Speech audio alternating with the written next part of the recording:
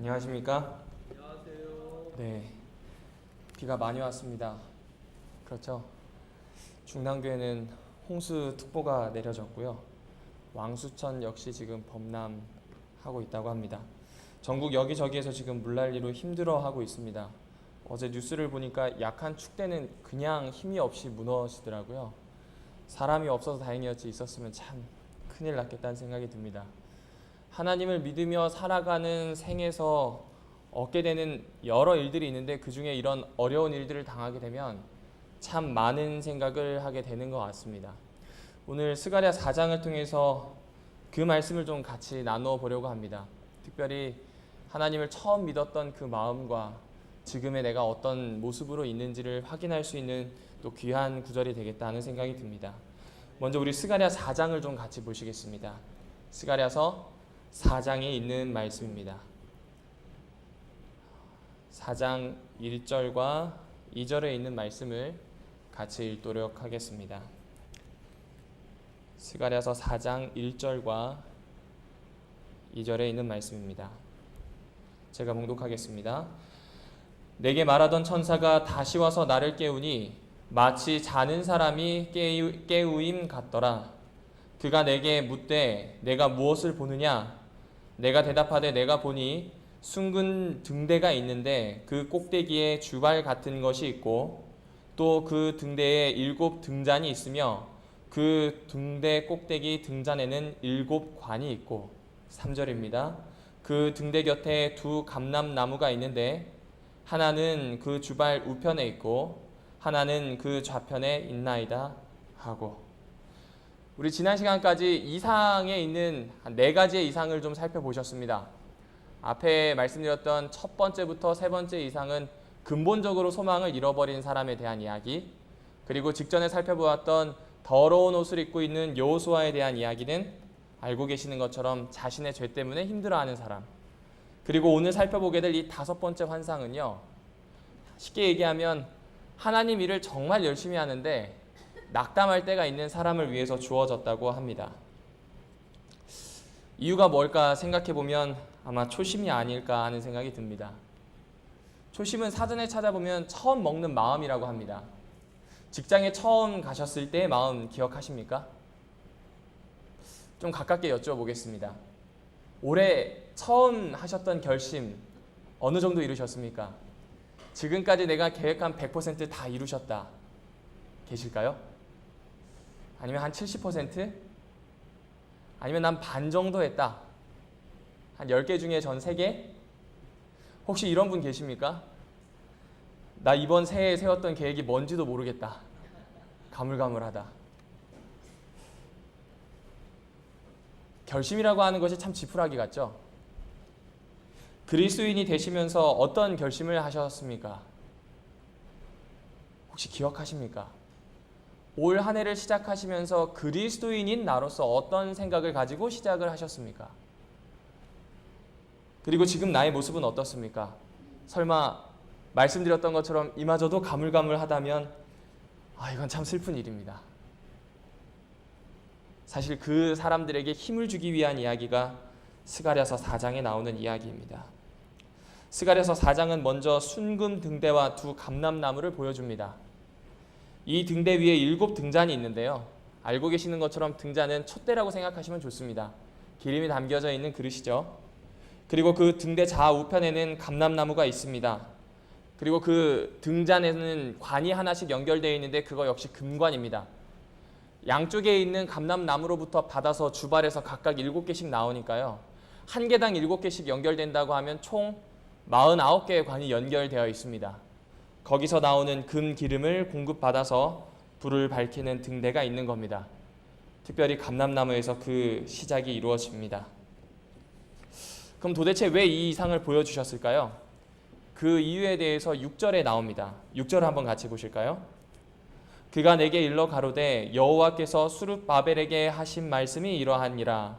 만군의 여호와께서 말씀하시되 이는 힘으로 되지 아니하며 능으로 되지 아니하며 오직 나의 신으로 되느니라. 9절을 보시겠습니다. 수룹바벨의 손이 이 전의 지대를 놓았은즉 그 손이 또한 그것을 마치리라 하셨나니 만군의 여호와께서 나를 너희에게 보내신 줄을 내가 알리라 하셨느니라. 성경은 지금 이 예언을 주는 이유에 대해서 분명히 이야기합니다. 뭐라고 표현하고 있나요?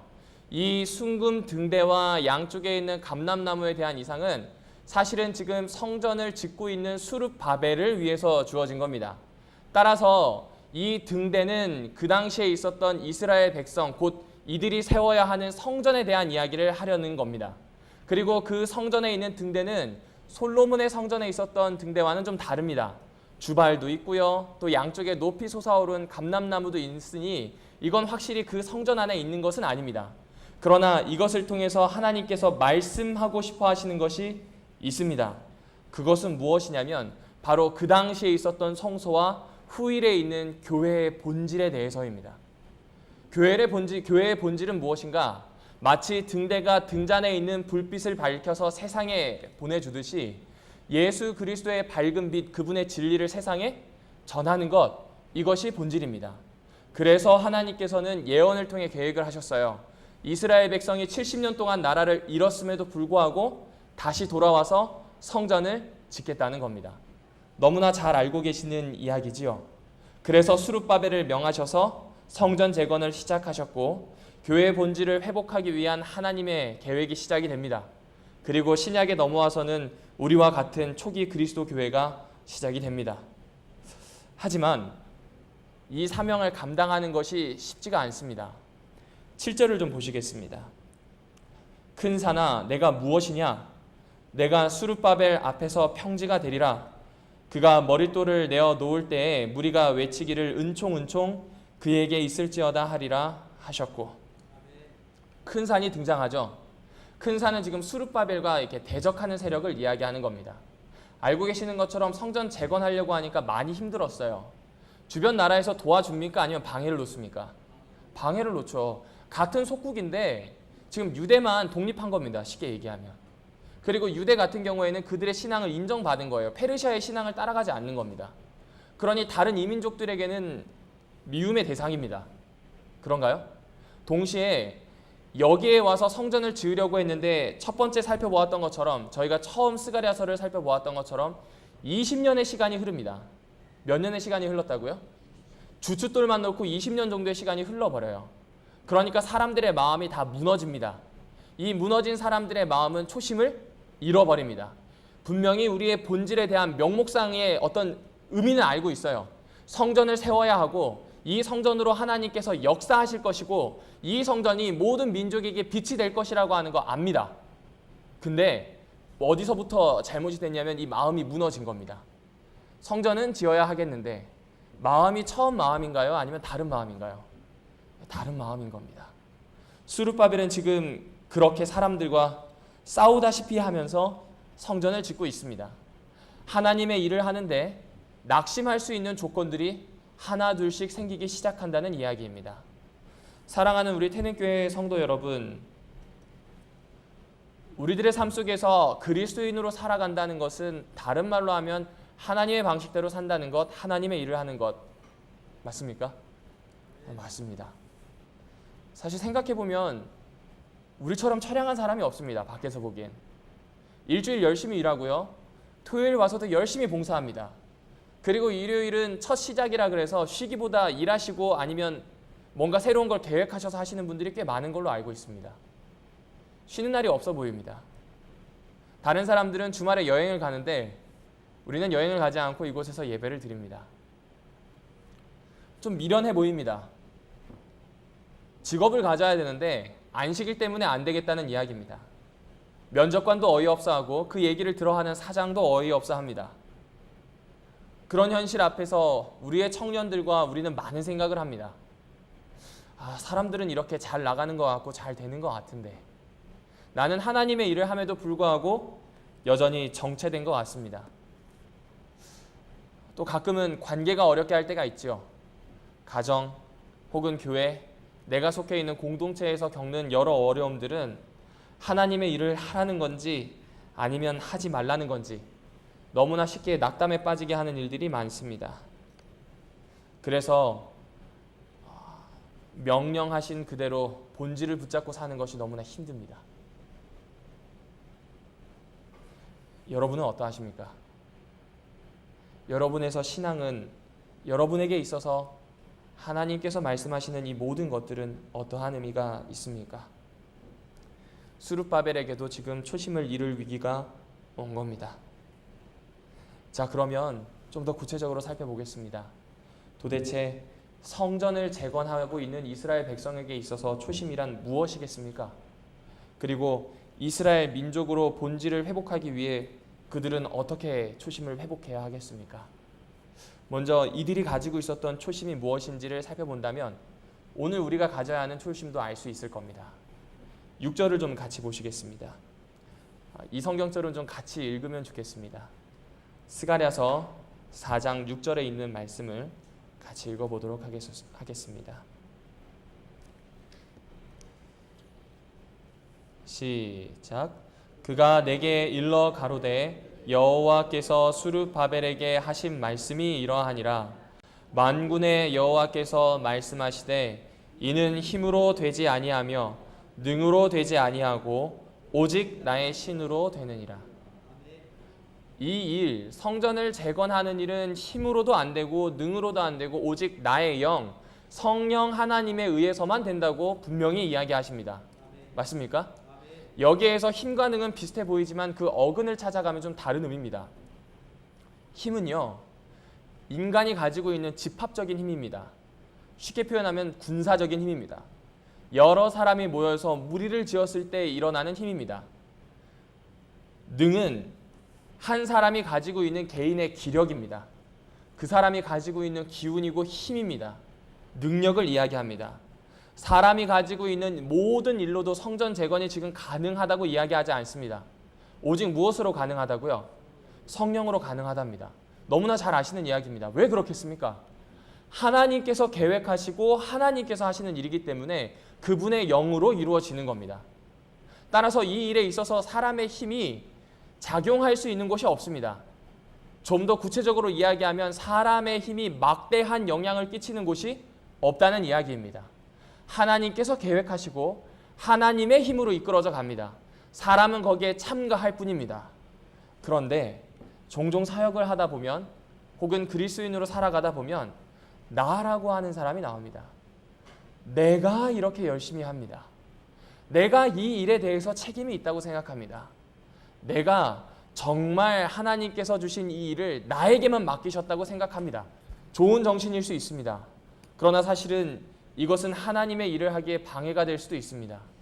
왜냐하면 그분의 영이 들어갈 자리가 없는 생각이기 때문에 그렇습니다. 창조를 한번 생각해 보십시오. 사람의 힘이 들어갔습니까? 하나님이 신이 수면 위를 운행했습니다. 아직 태어나지도 않은 지구를 꼭 껴안고 계시는 모습입니다. 성령께서 하신 일이 창조예요. 사람의 힘이 들어갈 데가 없습니다. 출애굽기 15장 8절과 10절에 보면 하나님이 부시는 입기운과 콧기운에 대해서 이야기합니다. 그 입기운과 콧기운으로 무엇을 하시냐면요, 홍해 바다를 갈라내십니다. 이스라엘 백성을 탈 이집트 시키는 장면에서 절대적으로 하나님께서 역사하시는 장면입니다. 여기에서 이스라엘 백성이 홍해를 가르기 위해서 어떤 강력한 힘이나 그들의 능력을 발휘한 사실이 있습니까? 아무것도 없습니다. 창조하시는 일도 그러하고 구원하시는 일도 그러하고 다 누가 하셨다고요? 하나님이 하셨습니다.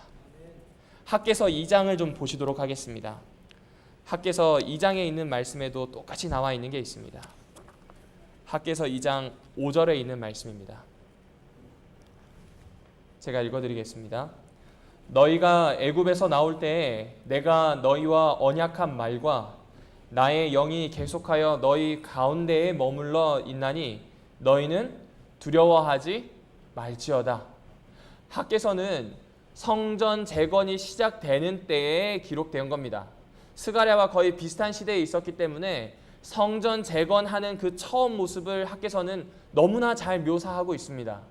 그런데 2장 5절에 나오는 말씀이 맞다면 성전 재건을 하기 위해서 지금 누가 함께 하신다고 표현하고 있죠? 하나님의 영이 함께 하고 있다는 겁니다. 다른 것이 아니라 무엇이요? 하나님의 영이 함께 하십니다. 더 정확히 표현하면 하나님의 영이 주도하시고 사람은 그 하나님의 영을 쫓아서 성전을 재건하기만 하면 되는 상황인 겁니다. 창조 때도 그러하였고 구속할 때도 그러하였고 성전을 제거할 때도 하나님의 영이 절대 주권적인 섭리로 임하고 계시는 겁니다. 따라서 수룹바벨은 성전 재건을 시작하게 되었을 때 자신의 능력과 이스라엘 민족이 가지고 있는 힘, 곧 그들이 모았을 때 가졌던 그 전체적인 힘의 한계를 느껴서 낙심할 필요가 전혀 없다고 성경은 이야기합니다. 그분의 영이 수룹바벨과 함께 한다면 낙담할 필요도 없을 뿐이거니와 초심을 가지고 그대로 일할 수 있다는 겁니다. 사랑하는 태능교회 성도 여러분, 오늘 우리의 삶에서 그리스도인으로 살아가기에 힘이 붙이는 이유는 어쩌면 초심을 잃어버렸기 때문이 아닐까 합니다. 침례를 받을 때 정말 어떻게 해야 될지 몰라서 하나님께서 나를 이끌어 주시기를 정말 강력히 기도하지 않으셨습니까? 그분의 영이 나와 함께 하도록 정말 강력하게 그 처음 마음을 붙잡고자 하지 않으셨습니까? 하지만 삶이라고 하는 것이 살다 보면 그것이 때로는 가까워질 때도 있고 멀어질 때도 있는데 우리가 처음 품었던 성령과 함께 하겠다고 하는 결심도 똑같아지는 것 같습니다. 그러므로 우리에게 있어서 이 초심의 회복은 참 중요합니다. 예수님의 모본을 한번 생각해 보실까요? 실물교훈 139페이지엔 다음과 같이 이야기합니다. 그는 매일 아침 여러 시간 동안 아버지와 교통하심으로 하늘의 빛을 사람에게 나누어 줄 준비를 하셨다. 그는 날마다 성령의 새로운 침례를 받으셨다. 예수님께서는 어떻게 하셨다고요? 날마다 성령께서 함께 하시는 그 새로운 침례를 어떻게 하셨다고요? 받았다고 이야기합니다. 성령으로 잉태되셨습니다. 성령의 능력으로 사단의 시험을 이기셨습니다. 성령의 인도하심으로 예수님께서 맡으셨던 대구속 사업이 성취되었습니다. 처음부터 끝까지 33년 반이라고 하는 기간은 결코 짧지가 않습니다. 특별히 그 기간은 모든 걸 깨닫고 어느 정도 안정이 되었던, 쉽게 이야기하면 장년과 노년의 시대가 아닙니다. 할 일이 많고 도전할 수 있는 젊은 시절이었습니다. 그 시절 우리와 꽃 같은 모습을 쓰시고 하나님의 뜻을 수행할 수 있었던 것은 예수 그리스도께서 성령과 함께 하심으로 그 초심을 유지할 수 있었기 때문입니다. 오늘 저희에게 기도의 시간이 있습니다. 기도의 시간이 되었을 때 혹시 이 생각을 해보셨는지요? 누군가에게 홍수를 겪는데 그것을 위해서 기도해야 하는 마음이 혹 들지 않을 때가 있을 수 있습니다. 누군가 우리 중에 아픈 일을 당했는데 기도할 때 그 사람의 마음이 정말 나의 마음이 되는 그런 마음보다는 때로는 굳어버린 나의 마음을 발견할 때가 혹 있지 않으십니까? 오늘 성령께서 그럼 반드시 와주셔야 합니다. 우리의 초심이 회복되어야 하는 겁니다. 따라서 오늘 기도할 때 성령께서 나의 초심을 유지할 수 있도록, 그리고 다시 회복할 수 있도록 계시록에 교회에게 보내셨던 그 기별, 첫사랑을 품으라고 하였던 그 말씀의 기별이 나에게 이루어지는 약속이 될 수 있도록 함께 기도하게 되기를 원합니다. 그러면 어떻게 하면 초심을 지킬 수 있겠습니까? 제가 얼마 전에 저희 어머니 때문에 한 영상을 좀 보게 됐습니다. 어쩌다 어른이라고 하는 프로그램인데 올해 1월 14일에 설민석이라고 하는 강사를 초청해서 강연을 하는 것을 그 프로그램을 통해 방영이 되는 걸 보게 되었습니다. 설민석은 아시는 분은 계시겠지만 우리나라에서는 한국사를 가장 잘 가르치는 선생님이기도 합니다. 정말 재밌게 잘 가르칩니다. 그런데 그분이 이렇게 강의를 하시다가 초심에 대한 이야기를 시작을 합니다. 초심에 대한 이야기를 듣다가 저에게 가장 기억에 남았던 사람이 있는데 우리 조선시대 임금님 중에 정조라고 하는 임금님입니다. 이 정조라고 하는 임금님은 영조라고 하는 대왕의 손자입니다. 할아버지의 뜻을 가장 잘 계승한 조선 후기의 성군 중에 한 사람입니다. 할아버지 영조는 무술이 숙빈 최 씨에게 태어납니다. 그래서 어렸을 때 궁 밖에서 생활을 하게 되거든요. 그러니 백성들의 사는 모습을 보고 이 백성들을 위한 결심을 하고 왕이 됩니다. 원래 왕들은 한 번 입은 옷은 절대 입지 않습니다. 한 번 신었던 버선 역시 절대 신지 않습니다. 이걸 다 모아가지고요, 나중에 재상들에게 주면 재상들이 성은이 망극하나이다 하고 받고 한 번 신은 그 버선을 집 문간에 걸어놓는다고 합니다.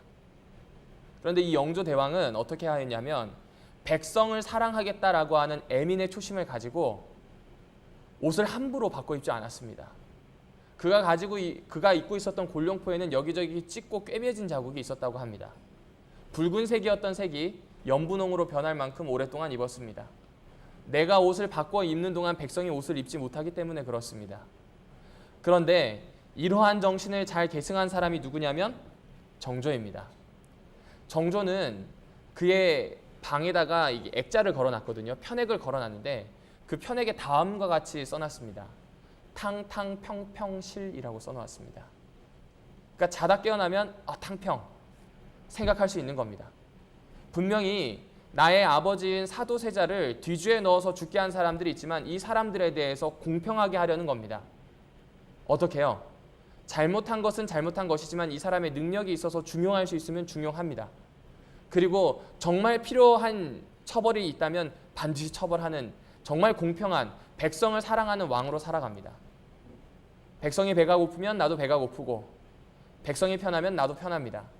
소설을 읽는 것보다 상소문을 읽는 것이 너무나 좋았다고 할 만큼 그의 할아버지의 정신을 잘 계승하게 됩니다. 그가 그렇게 초심을 유지할 수 있었던 건 방금 소개드렸던 편액을 그의 방 앞에 걸어놨기 때문에 그렇습니다. 성경도 똑같은 이야기를 해줍니다. 우리 같이 3절을 좀 보실까요? 4절을 좀 보시겠습니다. 내게 말하는 천사에게 물어 가로되 내 주여 이것들이 무엇이니까? 11절입니다. 내가 그에게 물어 가로되 등대 좌우에 두 감람나무는 무슨 뜻이니까? 그리고 12절입니다. 다시 그에게 물어 가로되 금 기름을 흘려내는 두 군감 옆에 있는 이 감람나무 두 가지는 무슨 뜻이니까? 선지자 스가랴가 말씀을 대할 때의 태도에서 드러납니다. 그는 무슨 뜻인가 깊은 관심을 가지고 보여주신 이상에 대하여 하나하나씩 질문을 합니다. 이것이 진리의 문을 여는 열쇠가 됩니다. 같은 것이지만 3번에 걸쳐서 물어서 철저하게 알아내겠다라고 하는 생각입니다. 특별히 하나님의 말씀, 그분이 주신 성경은 하나님의 영감으로 쓰여진 겁니다. 이것은 쓸 때만 영감으로 쓰여진 것이 아니라 디모데 후서에 있는 말씀이 맞다면 오늘 우리가 읽을 때에도 똑같은 영감으로 다가오겠다는 이야기죠. 그렇다면 오늘 우리가 성경을 대할 때 마치 탕탕평평실이라고 적었던 정조처럼 대하여야 하지 않겠습니까? 하나님의 뜻. 다시 하나님께서 하시는 그 말씀. 내가 깊은 관심을 가지고 다시 말씀을 돌아가겠다고 하는 그 생각을 가지고 보아야 하지 않겠습니까? 진리를 찾고자 깊은 관심을 가지고 말씀을 가까이 하는 그 일이 성령께서 나와 함께 하시는 것, 곧 그리스도인의 초심을 가질 수 있는 귀한 길이기 때문에 그렇습니다. 더 구체적으로 보시겠습니다. 가까이 할 뿐만 아니라 성경에 나타난 약속을 품어야 하지 않을까요? 누가복음 11장을 기억하시나요? 악한 자가 자녀에게 좋은 것을 줄 알거든 하물며 너희 천부께서 우리에게 가장 좋은 성령을 주시지 않겠느냐, 구하는 그 사람에게 주시지 않겠느냐라고 하는 약속을 기록해두고 있습니다. 성경을 찾아서 그분의 약속을 내가 가져가야 하는 겁니다.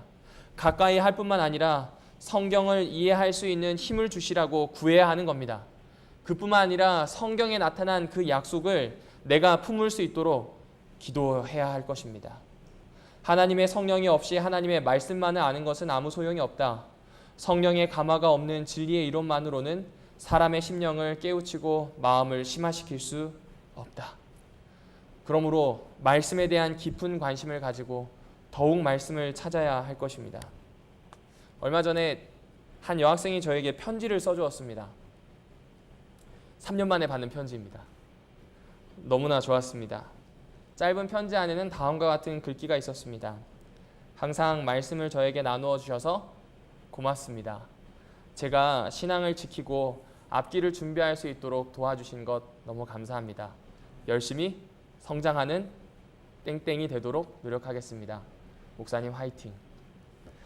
이 글이 너무나 좋았습니다. 학생들과 만나게 되면 말씀을 종종 나눕니다. 말씀을 종종 나누게 될 때 정말 신기한 경험을 하는데, 그냥 나는 생각 없이, 솔직히 말씀드리면 그저 나누기 위해서 묵상을 하거든요. 때로는 나누기 위해서 묵상을 하는데 이 친구들은 그걸 마음 깊이 받아들입니다. 이거 오늘 너무 필요했다는 겁니다. 아니면 사실 오늘 이런 일이 있었는데 사실 이 말씀이 이렇게 있다는 걸 알고 싶었다는 겁니다. 느낌은 있었는데 이것이 정말 성경에 있는지를 알고 싶었다는 겁니다. 반성하게 되었습니다.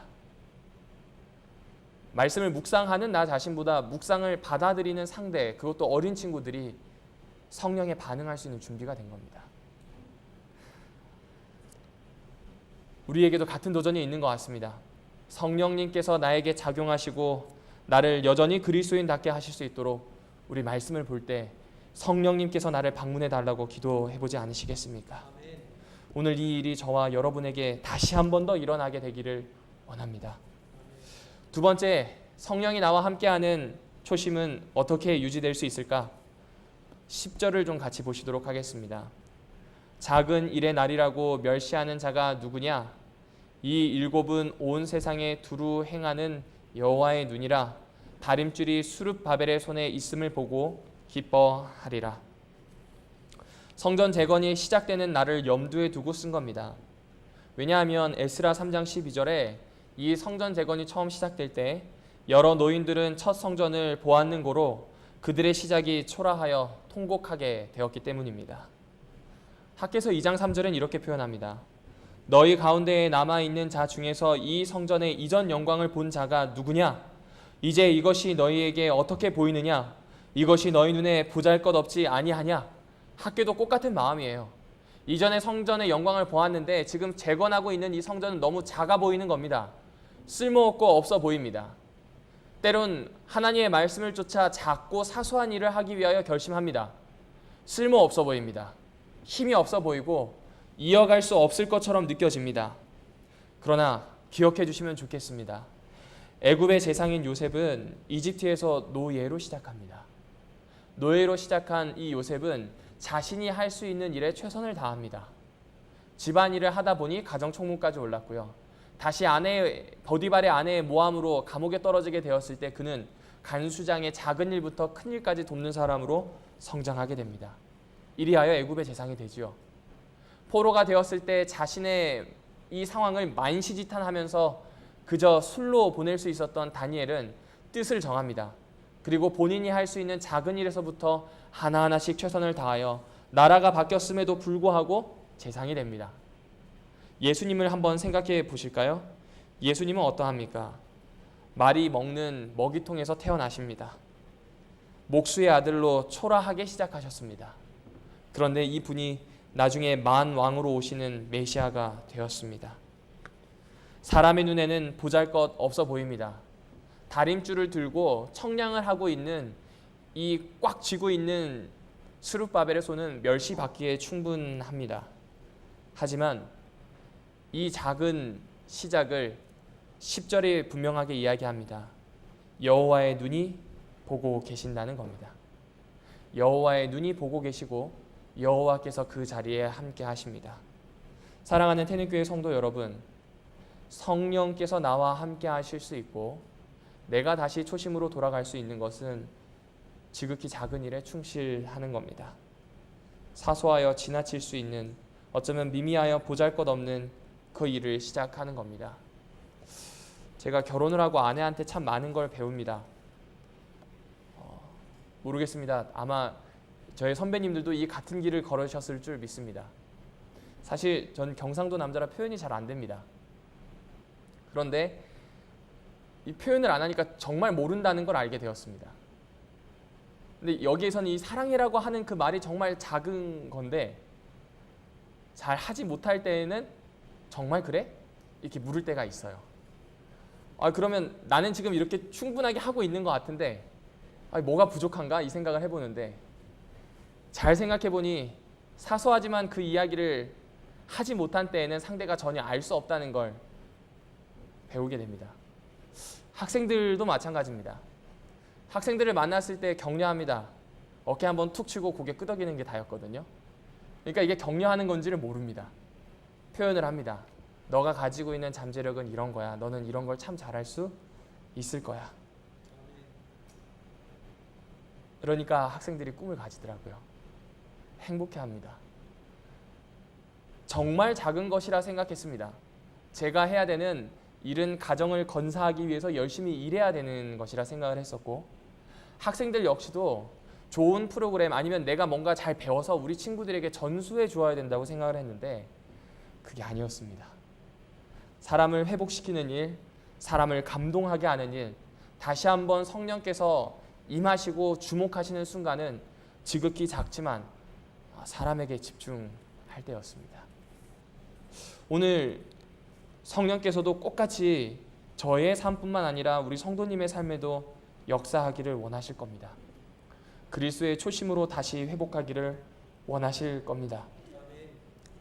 그래서 우리가 하고 있는 보잘것없는 하찮은 일, 그 일에 대하여서도 초심을 잃지 않기를 바랄 겁니다. 태계 이황 선생이 돌아가실 때 앉아서 돌아가셨다고 합니다. 스님들도 앉아서 많이 돌아가시지만 옛날엔 학자들도 그렇게 앉아서 죽었답니다. 그런데 죽기 직전에 이 태계 이황 선생이 했던 이야기가 다음과 같다고 합니다. 매화에 꼭 물을 주거라. 자기의 주변 정리를 다 했어요. 자기의 주변 정리를 다 하고 생각해보니 매화에 물을 주는 것을 까먹은 겁니다. 그래서 마지막으로 사소하지만 그 일을 하라고 요청하는 겁니다. 좀 바꿔 생각해보면 태계 이황은 자신이 하고 있는 사소한 일들의 의미를 부여한 겁니다.